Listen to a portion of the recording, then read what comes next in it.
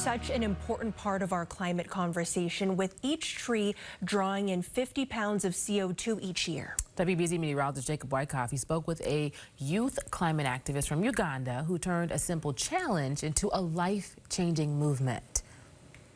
You need to understand that the impacts of climate change have no borders. 24-year-old Nyombi Morris knows firsthand how devastating our changing climate can be.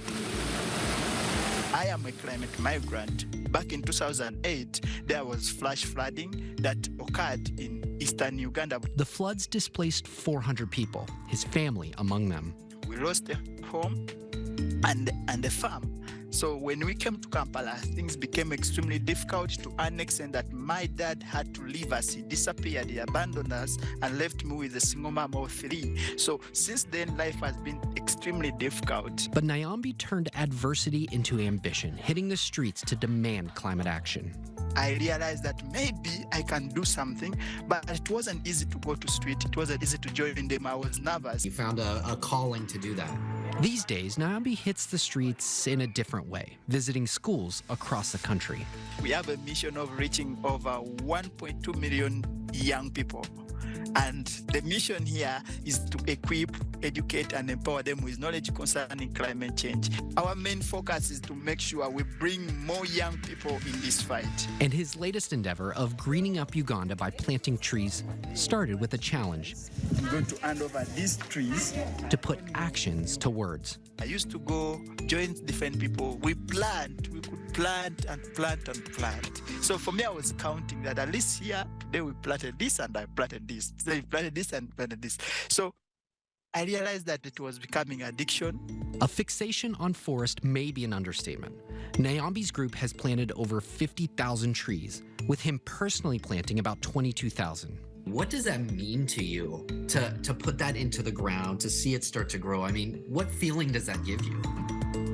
For me, it gives me a responsibility. If you don't have a responsibility to protect the planet, then you shouldn't be alive, because it is without a planet you will not survive. All these pursuits are not without problems.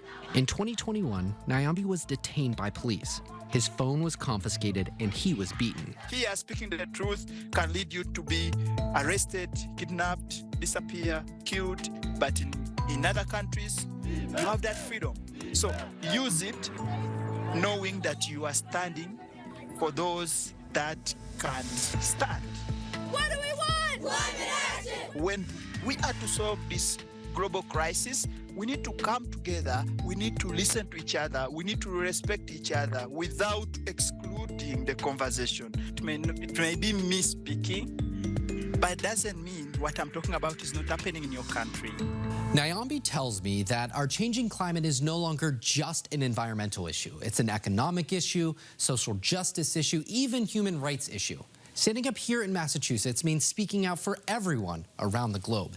And by the way, Nyombi is in the United States right now. He spoke at the United Nations panel for population and climate change, and in the last few days has been visiting schools in New York and New Jersey, educating the students on the climate, and you guessed it, planting some trees.